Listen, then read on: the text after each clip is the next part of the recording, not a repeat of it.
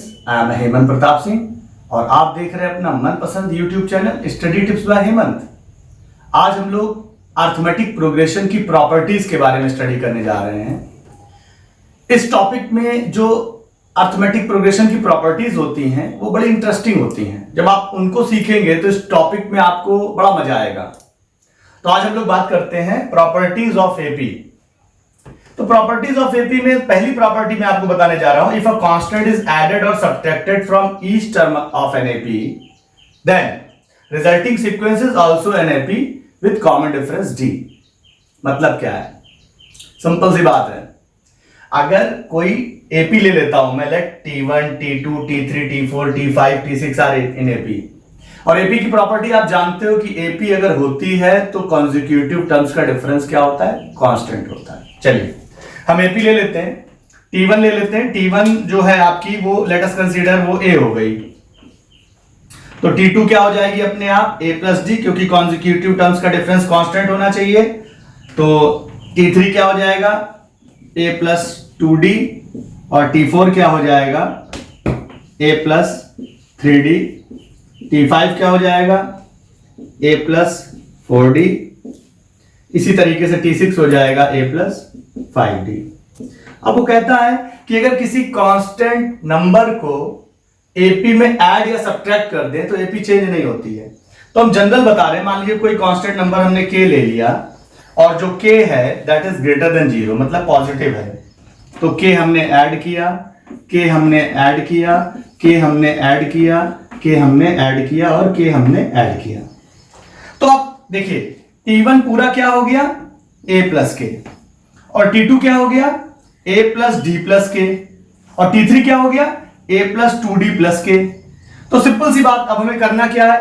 T2 minus T1, T2 minus T1 करिए जरा, देखिए A प्लस डी प्लस के माइनस A माइनस के, आपको क्या मिल गया? Common difference D। T2 minus T1 में कॉमन डिफरेंस क्या मिल गया? D। अगर हम T3 माइनस T2 करते हैं, T3 माइनस T2 करते हैं, तो T3 क्या है? A प्लस 2D प्लस के। तो हम क्या लिखेंगे? A प्लस 2D प्लस के, और T2 क्या है? A प्लस D प्लस के। इसको सब्ट्रैक्ट करेंगे, साइन चेंज हो जाएंगे, तो हो जाएगा माइनस A, ठीक है। इसके बाद माइनस D और माइनस K, तो A cancel, K cancel, 2D minus D, फिर से क्या आ जाएगा? D आ जाएगा। यानी ये एपी की बड़ी यूनिक प्रॉपर्टी है। इफ वी ऐड और subtract any constant term in every term of AP then the result of AP is not changed. जो रिजल्ट होगा वो उसके बाद भी एपी ही रहेगा। ये एपी की बहुत यूनिक प्रॉपर्टी है। अब इसको आप अगर थोड़ा सा, मैं आपको एक बेसिक एग्जांपल देता हूं, छोटा सा। जैसे आपने कहा, हम इतने बड़े एग्जांपल के बजाय हम आपको लेते हैं नंबर को, ये 1 2 3। अब ये 1 2 3 एपी में है, 2 माइनस 1 1, 3 माइनस 2 1। अगर इन तीनों नंबर्स को हम 2 2 ऐड कर दें तो क्या हो जाएगा? 1 प्लस 2, 2 प्लस 2, 3 प्लस 2। तो 1 प्लस 2 से ये बन गया 3, ये बन गया 4, और ये क्या बन गया? 5। तो जो 3 4 5 बनेगा वो भी एपी में होंगे। 4 माइनस 3 1 और 5 माइनस 4 1। इसका मतलब अगर एपी में हम किसी कांस्टेंट नंबर को ऐड या सब्ट्रैक्ट करते हैं तो एपी चेंज नहीं होती है। ये एपी की बहुत यूनिक प्रॉपर्टी है। पहली प्रॉपर्टी जो मैंने आपको बताई, अगर आप किसी कांस्टेंट नंबर को अर्थमेटिक प्रोग्रेशन में ऐड करते हो या सब्ट्रैक्ट करते हो तो एपी चेंज नहीं होती है। देख रहे हैं अर्थमेटिक प्रोग्रेशन प्रॉपर्टी नंबर 2 आपकी स्क्रीन में है। क्या है? If each term of a given AP is multiplied और divided by a non zero constant k, then the resulting sequence is also an AP with common difference k into D और dy k। कहने का मतलब क्या है? अगर किसी AP के प्रत्येक टर्म में हम किसी कांस्टेंट k को मल्टीप्लाई करें या डिवाइड करें तो जो रिजल्ट में एपी मिलती है वो एपी चेंज नहीं होती है, वो एपी ही रहती है, अर्थमेटिक प्रोग्रेशन ही रहती है। बस चेंज इतना हो जाता है कि पहले कॉमन डिफरेंस डी था तो अब k इंटू डी हो जाएगा अगर आप मल्टीप्लाई करोगे k से। और अगर डिवाइड करते हो तो पहले कॉमन डिफरेंस d था, तो अब वो क्या हो जाएगा, d बाय k हो जाएगा। अब इसको जरा सा देख लीजिए। लेट t1 आपका मान लो a है, t2 है a प्लस डी, t3 है a प्लस 2d, ठीक है, t4 है a प्लस 3d, ऐसे t5 t6 लेंगे हम, 3 टर्म में आपको करके दिखा देते हैं, आपको बात समझ में आ जाएगी। इसमें किसी कांस्टेंट नंबर k से मल्टीप्लाई किया, कांस्टेंट नंबर k से मल्टीप्लाई किया, कांस्टेंट नंबर k से मल्टीप्लाई किया, तो नया टर्म हमको क्या मिला, ak। यहां क्या मिला, ak प्लस dk, यहां पर क्या मिला, ak प्लस 2dk, और यहां पर क्या मिला, ak प्लस 3dk। इसको हमने मान लो लिख लिया t1 डैश, इसको लिख लिया t2 डैश, इसको लिख लिया t3 डैश, और इसको लिख लिया t4 डैश। अब मैं एप्लीकेशन चेक करूंगा एपी का, t2 dash minus t1 dash करूंगा, तो ये जब करेंगे तो क्या आएगा, देखिएगा जरा। t2 डैश क्या है, ak प्लस dk, इसमें t1 डैश माइनस हुआ तो क्या हुआ, माइनस ak हो गया। अब ak कैंसिल आउट, रिजल्ट क्या आ गया, dk। यानी एपी का कॉमन डिफरेंस अभी भी d इंटू के आ रहा है। अब ये dk जो आया है यही t3 dash minus t2 dash से भी आना चाहिए। t3 डैश क्या था, ak plus 2dk, ak plus 2dk, इसमें से सब्ट्रैक्ट किसको करना है, t2 डैश को, यानी minus ak minus dk, minus ak minus dk cancel हो जाएगा, तो क्या आ जाएगा, 2dk माइनस dk बराबर d इंटू के। इसका मतलब क्या हो गया कि t2 dash minus t1 dash dk आया, तो t3 dash minus t2 dash भी क्या आ गया, dk आ गया। यानी किसी नंबर, कांस्टेंट नंबर को मल्टीप्लाई किया गया तो रिजल्ट एपी ही आया, कांस्टेंट आया, डिफरेंस पर d ना होकर के क्या आया, d इंटू के आया। अब यही चीज हम डिवीजन के लिए देखने जा रहे हैं। यही सेम चीज हम डिवीजन के लिए जब देखेंगे तो आप देखिए, एक सेकंड की चीज है, जो चीज मल्टीप्लिकेशन के लिए देख रहे हैं उसको डिवीजन के लिए जरूर देखिए। डिवाइडेड बाय के, डिवाइडेड बाय के, डिवाइडेड बाय के, डिवाइडेड बाय के, ठीक है, ओके। अब देखिए, तो ये टर्म क्या बन गया, a बाय के, ये क्या बन गया, a plus d whole by k, ये क्या बन गया, a plus 2d whole by के, और ये क्या बन गया, a plus 3d whole by के। इसको मैं लिखूंगा t1 डैश, इसको लिखूंगा t2 डैश, और इसको लिखूंगा t3 डैश। फिर वही काम करूंगा, t2 dash minus t1 dash करूंगा जब, तो क्या आएगा, a plus d by k minus a by k, जो रिजल्ट क्या दे देगा, a plus d minus a whole divided by k, a cancel out, क्या आ जाएगा, d बाई के। ध्यान दीजिए। इसी तरह मैं t3 dash minus t2 dash करूंगा, तो t3 डैश आपका क्या हुआ, a plus 2d divided by k minus t1 dash क्या हुआ, t2 डैश क्या हुआ, t2 डैश क्या हुआ, a plus d whole divided by k. तो रिजल्ट क्या आया यहां से, a plus 2d minus a minus d whole divided by k, a cancel out, और 2d में से d गया तो रिजल्ट क्या हो गया, d बाय के। यानी अगर हम एपी में किसी कांस्टेंट नंबर से डिवाइड करते हैं या मल्टीप्लाई करते हैं तो एपी चेंज नहीं होती है, बस उसका कॉमन डिफरेंस पहले d था तो d इंटू के हो गया, अब d बाय के हो गया जब डिवीजन का केस हुआ। अरिथमेटिक प्रोग्रेशन प्रॉपर्टी नंबर 3 जो आपकी स्क्रीन में है, क्या है, sum of the term equidistant from beginning and end is always same.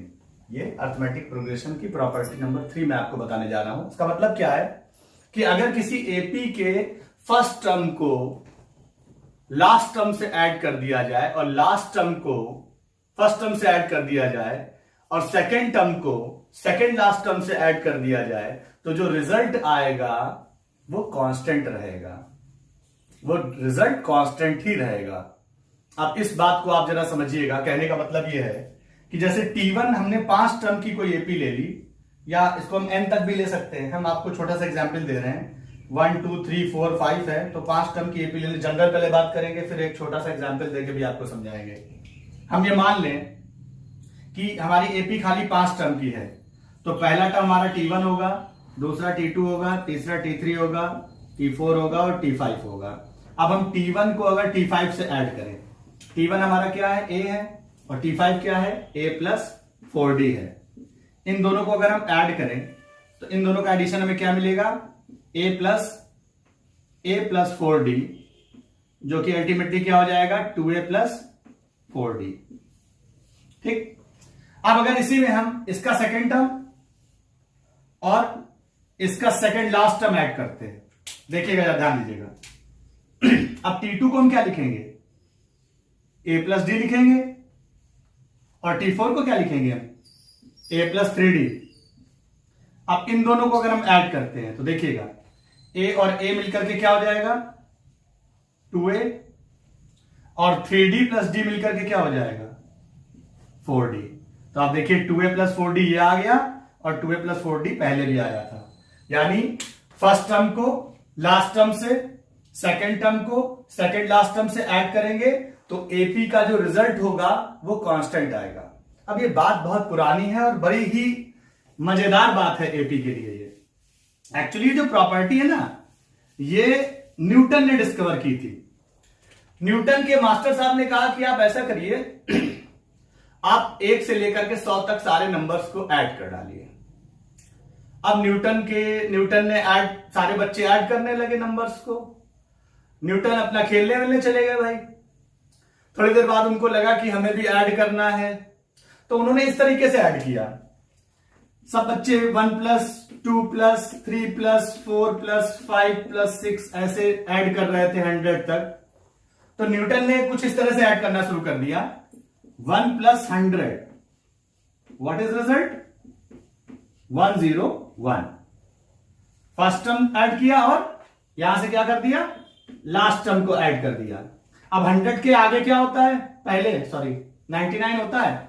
तो इधर से उन्होंने क्या किया, 2 को ऐड किया, इधर से 99 को ऐड किया। 2 प्लस 99 क्या आ गया, 101। अब 99 से पहले क्या होता होगा, 98 होता होगा। तो इन्होंने इधर से 98 को ऐड किया, इधर से 3 को ऐड किया। 3 प्लस 98 क्या आया, 101। जैसे ही उन्होंने रिजल्ट देखा कि 1 प्लस 100 101, 2 प्लस 99 101, 3 प्लस 98 101, ऐसे जितने भी रिजल्ट आप बनाओगे 1 से लेकर 100 तक में, ऐसे कितने पेयर बनेंगे, 50 पेयर बनेंगे। और 50 पेयर में लगातार रिजल्ट हमें 101 101 101 मिलेगा।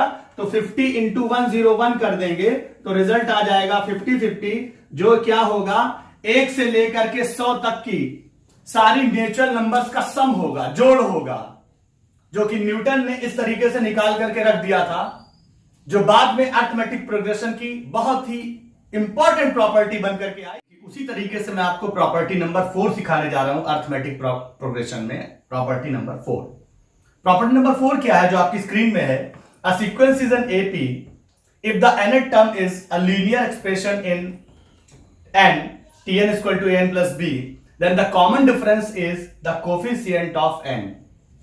AP का जो कॉमन डिफरेंस होगा वो कोफिशिएंट ऑफ n होगा। इस बात का क्या मतलब है, समझिएगा। अगर कोई AP किसी लीनियर कॉम्बिनेशन n में है तो उस AP का कॉमन डिफरेंस आपको निकालने की जरूरत नहीं है। आप सीधे उस लीनियर कॉम्बिनेशन n में है तो n का जो गुणांक होगा, जो कोफिशिएंट होगा, वो AP का सीधे कॉमन डिफरेंस हो जाएगा। ये एक टेक्निक है जो मैं आपको बता रहा हूं इसी प्रॉपर्टी के थ्रू।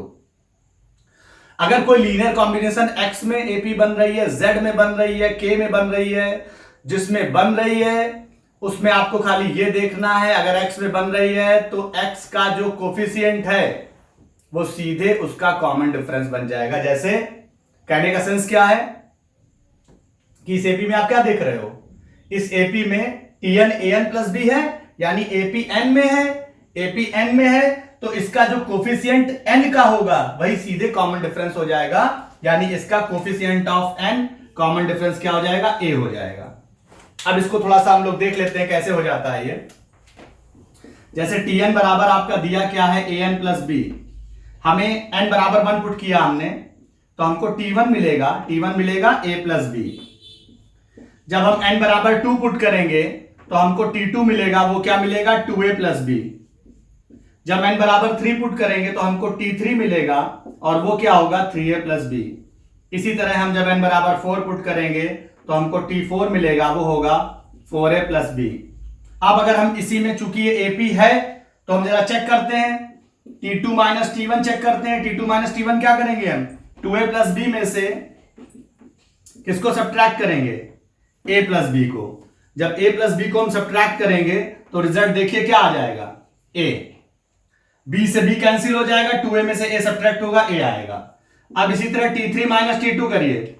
T3 कितना है 3a प्लस बी।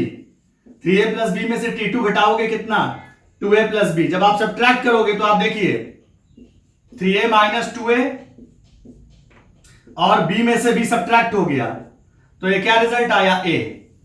आप देख सकते हैं T2 माइनस T1 भी क्या आया a और T3 माइनस T2 भी क्या आया a।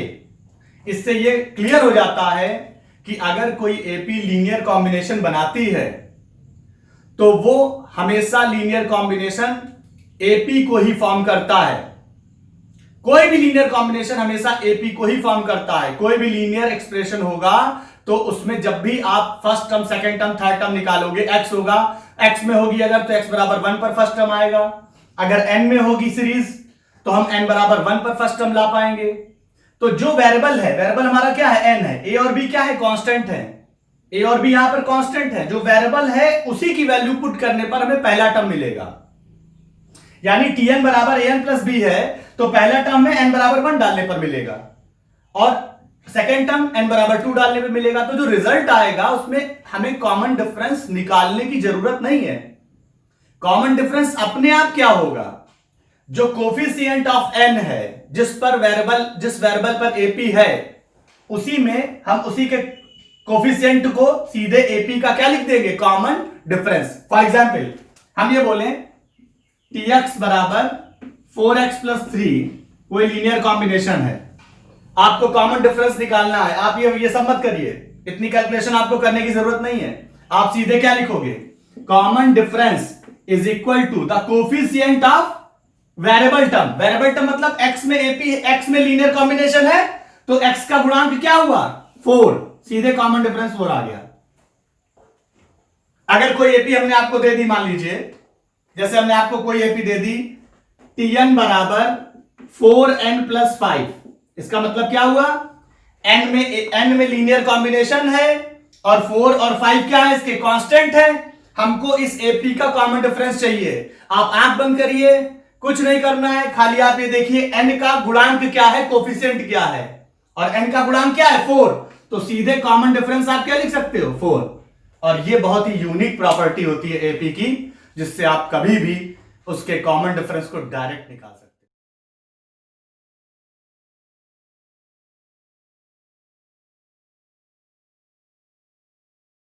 बताने जा रहा हूं अर्थमेटिक प्रोग्रेशन की प्रॉपर्टी नंबर 5।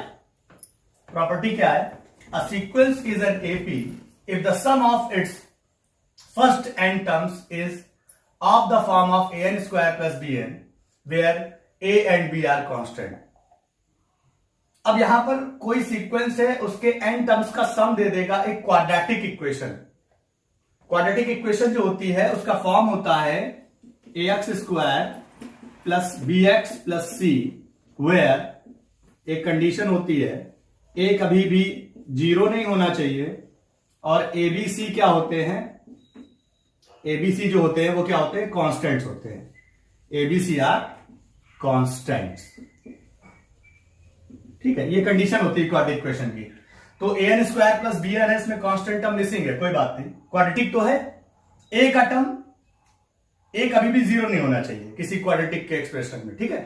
तो अब वो ये कह रहा है कि कोई AP है, अर्थमेटिक प्रोग्रेशन है, जिसका सम जो है Sn वो in the form of quadratic है an स्क्वायर प्लस bn। अब अगर वो इसमें आपसे पूछते सीधे कि इस AP का कॉमन डिफरेंस बताइए, तो इस कॉमन डिफरेंस को निकालने के लिए आप कोई भी कैलकुलेशन करते हो, कुछ भी करते हो, उससे पहले मेरी एक टेक्निक सीख लीजिएगा। बहुत इंपॉर्टेंट टेक्निक है, मैं कॉन्सेप्ट बहुत स्ट्रांग बताऊंगा आपको।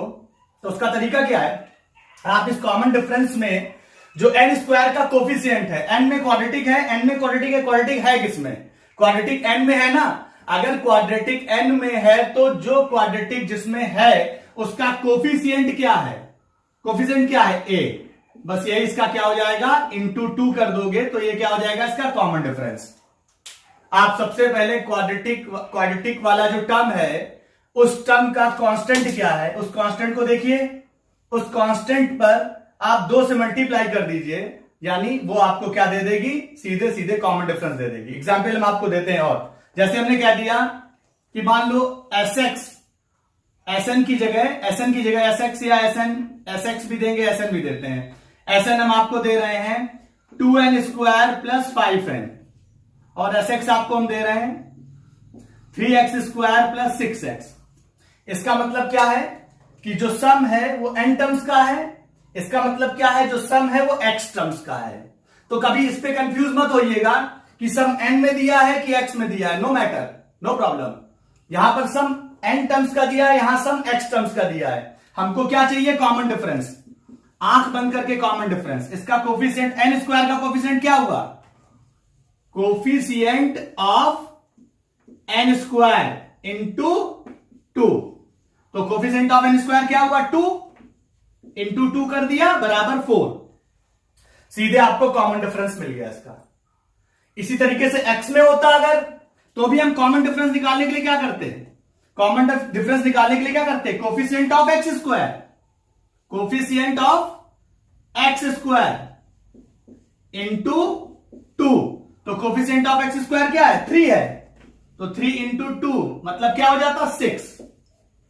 तो अगर किसी भी एपी का सम एक क्वाड्रेटिक इक्वेशन है तो उसका हम कॉमन डिफरेंस बिना किसी कैलकुलेशन के हम निकाल सकते हैं। कैसे, हम एपी का सम अगर n में है, n टर्म्स का सम दिया है, तो जो क्वाड्रेटिक फॉर्म है उस क्वाड्रेटिक फॉर्म में जो स्क्वायर वाला टर्म है जिसपे पावर 2 लगी हुई है, उसका कोफिशिएंट, उसका गुणांक निकाल करके बाहर रख लो और उसमें इंटू 2 कर दो, तो आपको सीधे कॉमन डिफरेंस मिल जाएगा। ठीक, इतनी बात आपको समझ में आ गई। तो आप चाहें तो उस पर बहुत सारे एप्लीकेशन कर सकते हैं। आपको एसएन दे दिया जाए, एसएन बराबर 4n स्क्वायर प्लस 3, आपसे कॉमन डिफरेंस पूछे, सीधे क्या लिखोगे, n स्क्वायर का कोफिशिएंट 4 इंटू 2 बराबर 8। एक लाइन में आंसर खत्म, आपको ज्यादा कैलकुलेशन करने की जरूरत नहीं है। ये इसकी बहुत यूनिक प्रॉपर्टी है एपी की, कि अब देखिए इस तरीके से क्वेश्चंस आपके सामने आएंगे और इसका हम वाइड एप्लीकेशंस भी आपको कराएंगे। ठीक है, तो यहां पर प्रॉपर्टी 5, अभी मैं इसका आगे आपको प्रूफ भी बताने जा रहा हूं ऐसा क्यों होता है। तो इस तरीके से आप ये देखिए, कॉमन डिफरेंस निकालने के लिए ये टेक्निक इतनी ज्यादा यूजफुल हो जाती है कि ऑब्जेक्टिव एग्जाम में आपसे जल्दी क्वेश्चन कोई नहीं कर सकता है। अगर कभी भी सम n में दिया हो, कोई क्वाड्रेटिक फॉर्म बन रही हो an स्क्वायर प्लस bn, अब क्वाड्रेटिक फॉर्म आप देखिए, अगर x में क्वाड्रेटिक है तो वो फॉर्म होगी ax square plus bx plus c, अगर वो sx दे रहा होगा। अगर वो क्वाड्रेटिक n में होगी तो वो लिखेगा an square plus bn plus c लिख सकता है, या ये भी लिख सकता है sn equal to an square plus bn only. Constant है नहीं है हमें नहीं सोचना है। अगर हो सकता है वो z में दे दे, एस जेड बराबर A Z square plus B Z plus K, कोई भी केस हो, हमको क्या चाहिए, कॉमन डिफरेंस चाहिए। हम खाली क्या देखेंगे कि x में क्वाड्रेटिक है, यानी x स्क्वायर का गुणांक क्या है, कोफिशिएंट क्या है, वो क्या है, इस केस में a है, इंटू 2, हमें कॉमन डिफरेंस मिल गया। अगर हम यहां देखेंगे कांस्टेंट नहीं है, an स्क्वायर प्लस bn है, तो n में क्वाड्रेटिक है, तो n स्क्वायर का गुणांक क्या है, n स्क्वायर का गुणांक क्या है, वो a है, इंटू क्या करना है, 2 करना है। A Z square plus B Z plus K है क्वाड्रेटिक, तो भी आप क्या देखोगे, जेड स्क्वायर, यानी जेड में पावर 2 है, जेड में क्वाड्रेटिक है, और ये जेड टर्म का क्या है, सम है। यहां पर n टर्म का सम है, यहां x टर्म का सम है। फिर हमको कॉमन डिफरेंस निकालना है, क्या करें, जेड स्क्वायर का गुणांक क्या है, a इंटू 2। तो सिंपल सा एप्लीकेशन आपको यह बता देता है कि किसी क्वाड्रेटिक का कॉमन डिफरेंस कैसे निकाला जा सकता है, आंख बंद करके, बिना किसी कैलकुलेशन के। और बिलीव मी, अगर आप इस तरीके से नहीं करते हो तो मैं आपको रेगुलर मेथड भी बता दे रहा हूं स्टूडेंट्स, वो कितना कॉम्प्लिकेटेड हो जाता है, कितना ही बहुत ज्यादा डिस्टर्बिंग होता है। आप देख लीजिए, चाहे जैसे Sn आपके सामने दिया था, क्या Sn बराबर दिया था an स्क्वायर प्लस bn। अब हम क्या करेंगे, Sn का मतलब क्या होता है जरा समझिएगा। Sn का मतलब क्या है, T1 plus T2 plus T3 plus and so on. ये Tn से पहले क्या पड़ेगा, Tn माइनस 1। ये सारे टर्म्स का सम। Sn मतलब क्या है, n टर्म्स का सम। जब हम Sn माइनस 1 निकालेंगे तो इसका मतलब क्या होगा, हमें ये sum up to n terms है और ये क्या हो जाएगा, T1 से लेकर के T2 से लेकर के हमें सम निकालना है। लेकिन अब हमें n टर्म्स तक ना निकाल करके कहां तक निकालना है, n माइनस 1 टर्म्स तक निकालना है। क्योंकि Sn का मतलब होता है sum up to n terms और Sn माइनस 1 का मतलब होता है sum up to n minus 1 terms.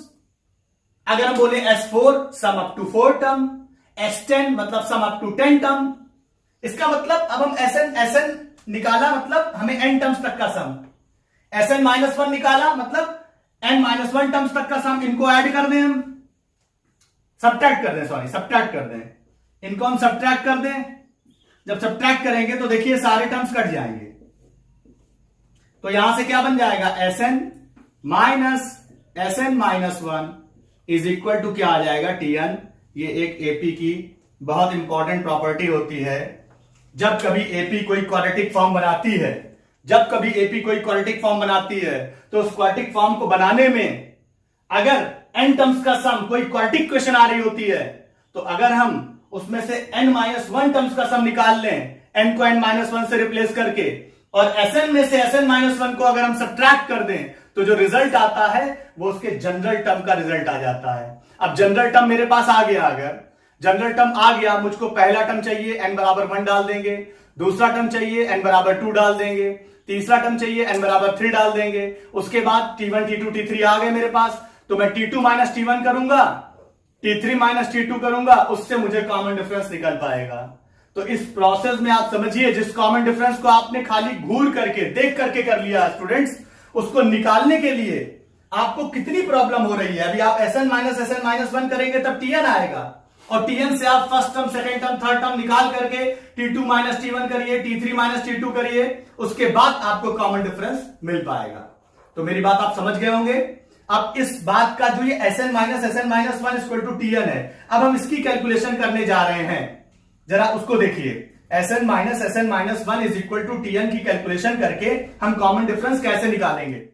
Sn minus 1 equal to Tn का जो मैंने आपको अभी प्रूफ दिखाया, इससे आपको ये बात समझ में आ गई होगी कि Sn में से Sn माइनस 1 को सब्ट्रैक्ट करें तो Tn आता है जनरल टर्म। देखिए अभी भी कैलकुलेशन हमारी खत्म नहीं हुई है। Sn हमारा an स्क्वायर प्लस bn दिया हुआ था, जरा कैलकुलेट करते हैं। Sn बराबर क्या दिया हुआ है, Sn बराबर an स्क्वायर प्लस bn, ठीक। इसके बाद Sn माइनस 1, n को n माइनस 1 से सब्स्टिट्यूट कर दो, n को n माइनस 1 से सब्स्टिट्यूट करोगे तो क्या हो जाएगा, a टाइम्स n माइनस 1 का square plus b times n minus 1, ठीक है। अब जरा इसको subtract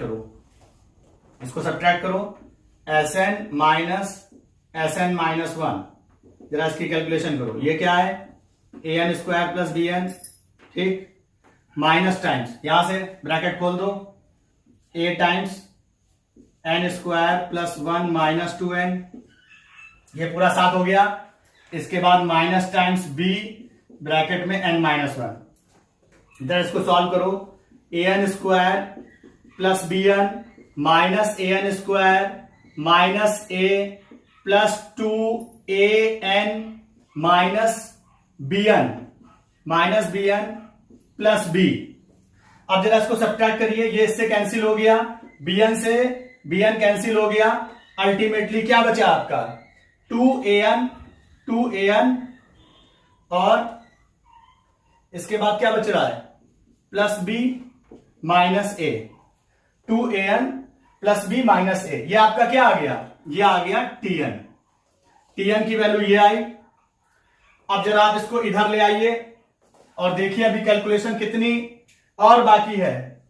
Tn is equal to क्या है, 2an plus b minus a।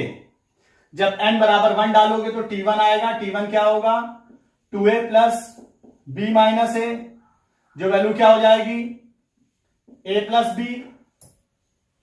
जब n बराबर 2 डालोगे तो t2 क्या आएगा, t2 क्या आएगा, 2 2 जा 4, 4a में से एक हट जाएगा तो आ जाएगा 3a प्लस b।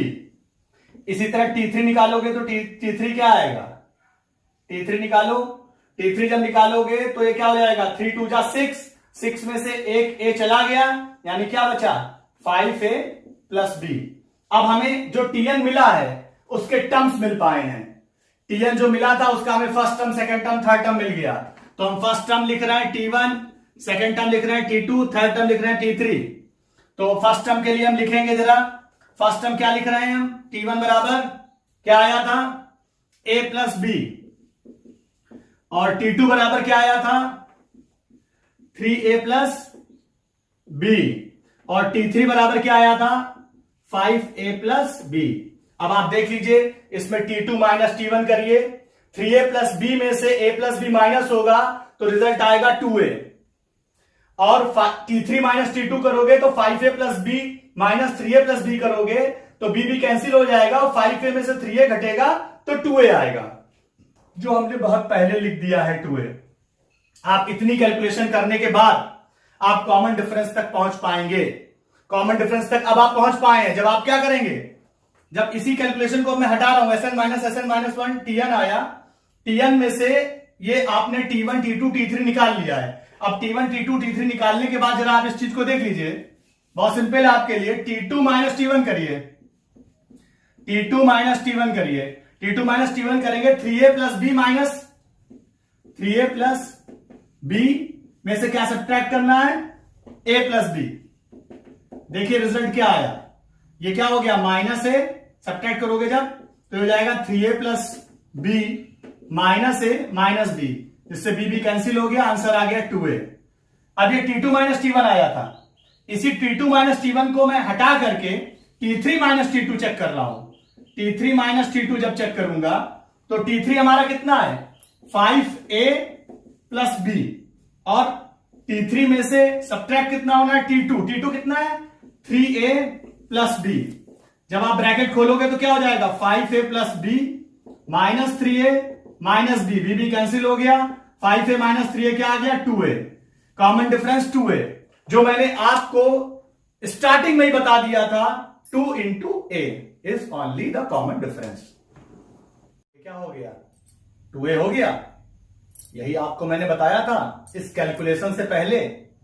इसलिए मैं आपको बता रहा हूं कि अगर आप किसी कॉम्पिटेटिव एग्जाम की तैयारी कर रहे हैं, आप किसी बड़े एग्जाम की तैयारी कर रहे हैं, उसमें स्टूडेंट्स आपको कम टाइम में बहुत ज्यादा चीजें करनी होती हैं, बहुत ज्यादा चीजें करनी होती हैं। अगर आप इंजीनियरिंग के स्टूडेंट हो, आपको फिजिक्स केमिस्ट्री भी करना है, मैथ्स में जितना कम टाइम लगेगा उतना बेटर होगा, लेकिन हम आपको उसकी एडवांटेज बताएंगे कि अगर वो कैलकुलेट किया जाएगा तो कितना टाइम लगेगा, और कैलकुलेट कर रहे बगैर आप उसको करोगे तो कितना टाइम लगेगा।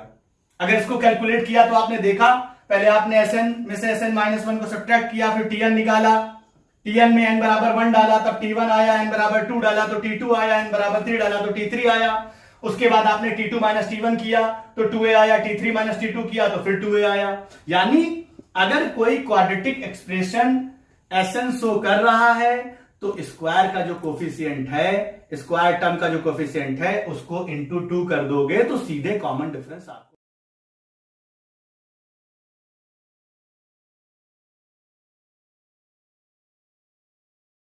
अब यहीं से मैं आपको इतनी बात कहना चाहता हूं कि अगर आपको हमारे basics arithmetic progression part 1, arithmetic progression part 2 देखने हो तो आप ये लेक्चर्स मेरे आई बटन में देख सकते हैं। आई बटन में आप इन सब लेक्चर्स के बेसिक्स पढ़ सकते हैं। यहां पर मैंने आपको प्रॉपर्टीज ऑफ अर्थमेटिक प्रोग्रेशन बताया है, और आगे मैं बहुत यूजफुल मैथमेटिक्स के कॉन्सेप्ट्स लेकर के आ रहा हूं। अगला वीडियो भी मेरा जल्दी अर्थमेटिक प्रोग्रेशन पर आएगा पहले। तो मैं आपसे बस इतना रिक्वेस्ट करता हूं स्टूडेंट्स, अगर आपको हमारा पढ़ाने का तरीका अच्छा लग रहा हो, मेरा एक्सप्लेनेशन अच्छा लग रहा हो, तो please like subscribe my channel, bell icon को प्रेस करिए ताकि हमारे यूजफुल वीडियोस आपको मिल सकें। और अगर आपको किसी भी तरह की कोई भी प्रॉब्लम है या वीडियो में कोई आपको दिक्कत आ रही है तो प्लीज कमेंट बॉक्स में अपने विचारों को, अपने थॉट्स को हमसे शेयर करें। मैं आपके सारे कमेंट्स देखूंगा और उस पर रिएक्शन दूंगा। अगर कोई टॉपिक आप हमसे बोलोगे तो हम उसी टॉपिक पर वीडियो बना देंगे। Please like, subscribe and share my channel study tips by Hemant.